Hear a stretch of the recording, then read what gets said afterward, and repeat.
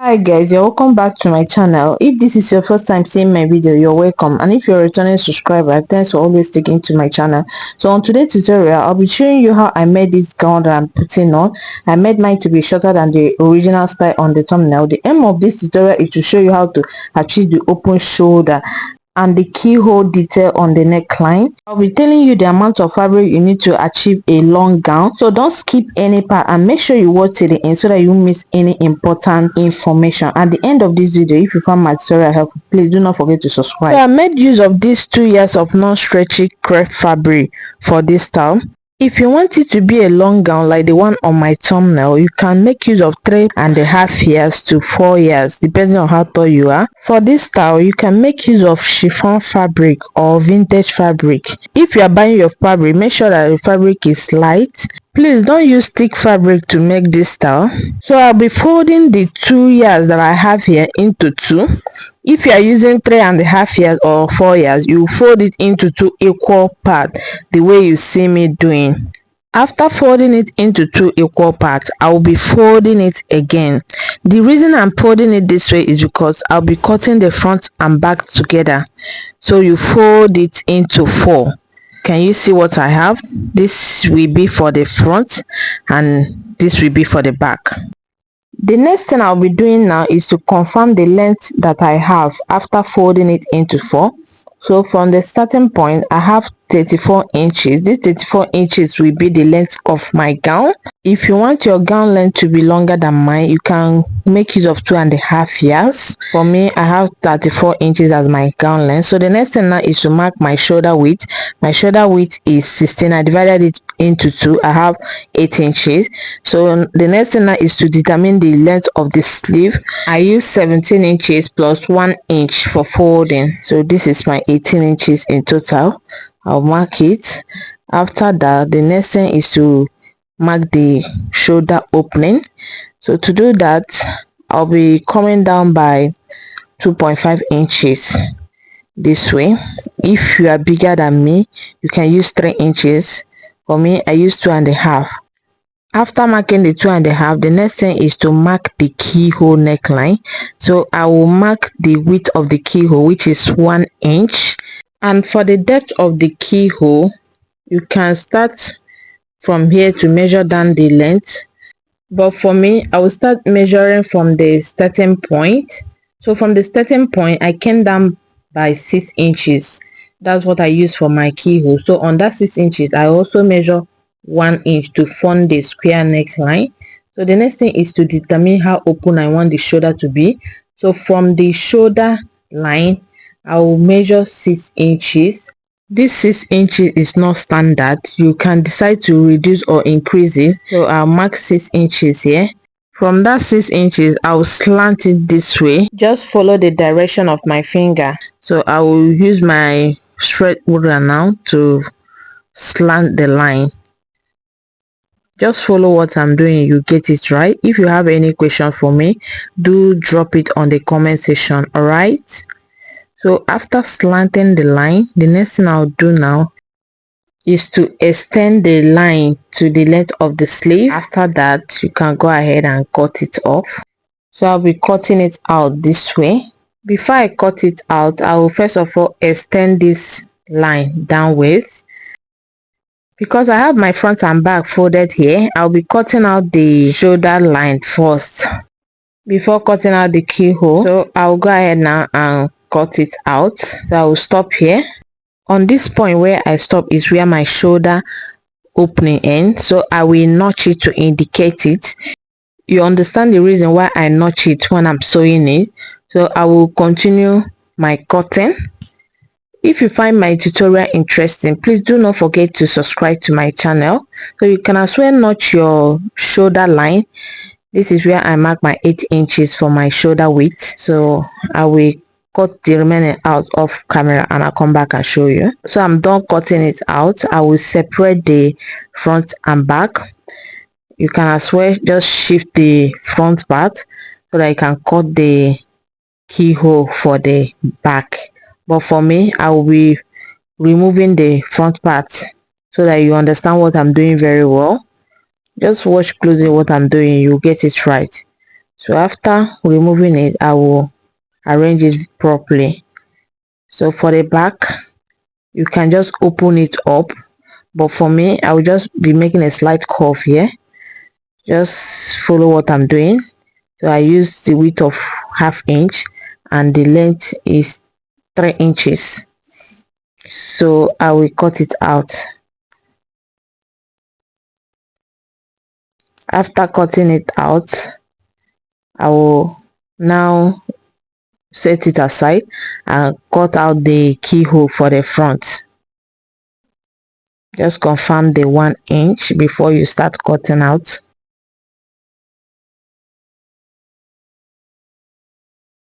So the next thing I'll be doing now is to fold it. You can fold it this way. Just watch what I'm doing. You fold it like this.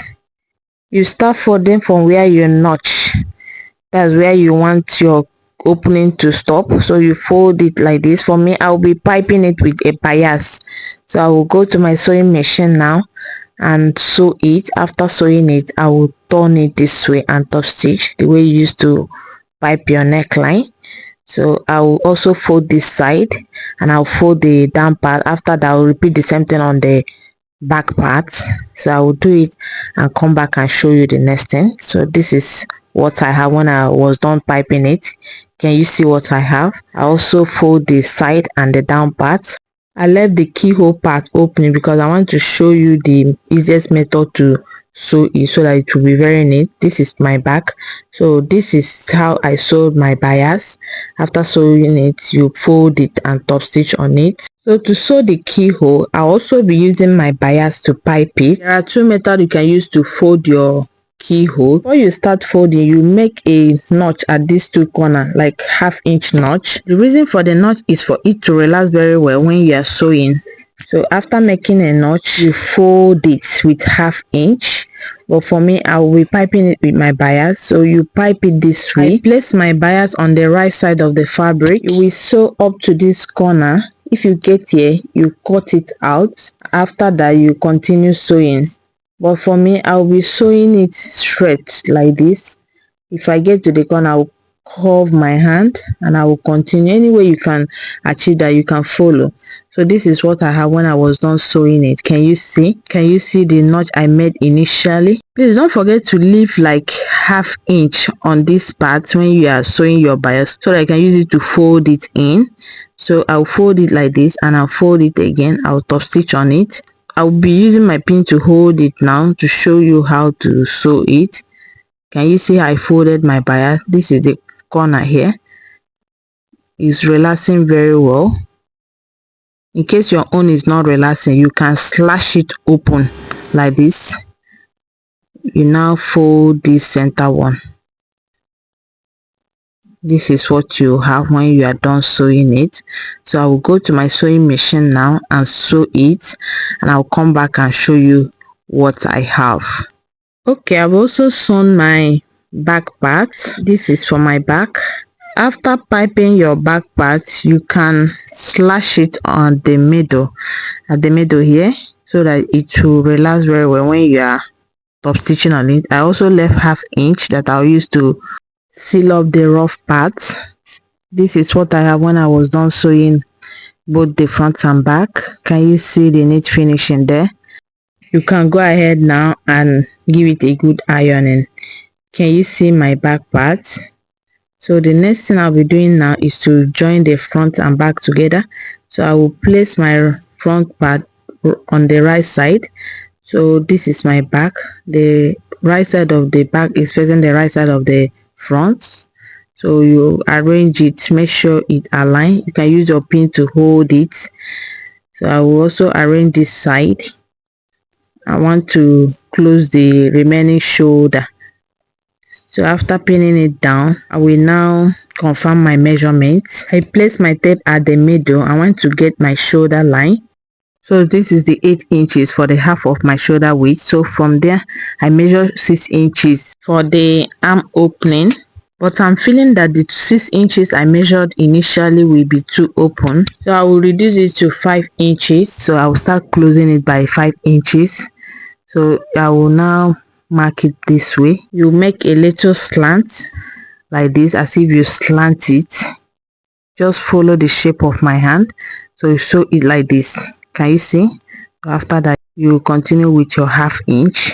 I'll mark it now for you to understand what I'm doing. So I will also do the same thing for the other side.